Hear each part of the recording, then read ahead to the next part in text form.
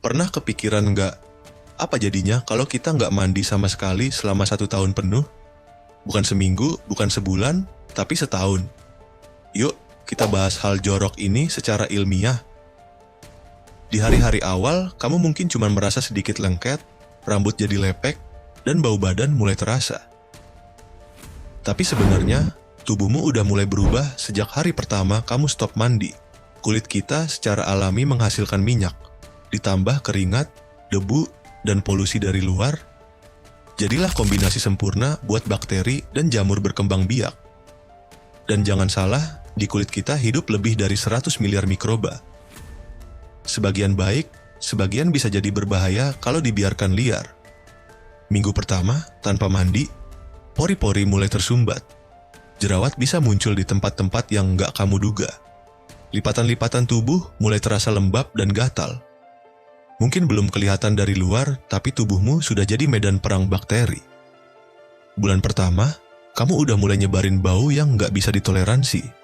Ada bakteri bernama Corynebacterium yang menghasilkan senyawa sulfur, penyebab bau badan menyengat. Orang-orang di sekitarmu mungkin mulai menjauh, bahkan binatang pun ogah deket.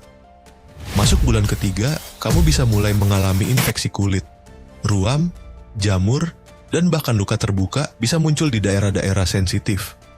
Rambutmu penuh ketombe dan gatal, bahkan bisa rontok karena kulit kepala rusak. Setengah tahun tanpa mandi, kulitmu bisa mengelupas, muncul kerak kotoran yang keras, dan bisa sampai berdarah saat digaruk. Gak cuman itu, infeksi bakteri bisa masuk lewat luka kecil dan menyerang bagian dalam tubuh. Setahun gak mandi, kamu mungkin sudah mengalami gangguan sistem imun, jadi rentan terhadap infeksi serius, bahkan yang bisa mematikan. Kulitmu bukan cuma kotor, tapi rusak. Dan kamu mungkin perlu perawatan medis serius hanya untuk membersihkan tubuhmu kembali. Dan ingat, itu semua bisa terjadi hanya karena kamu nggak mandi.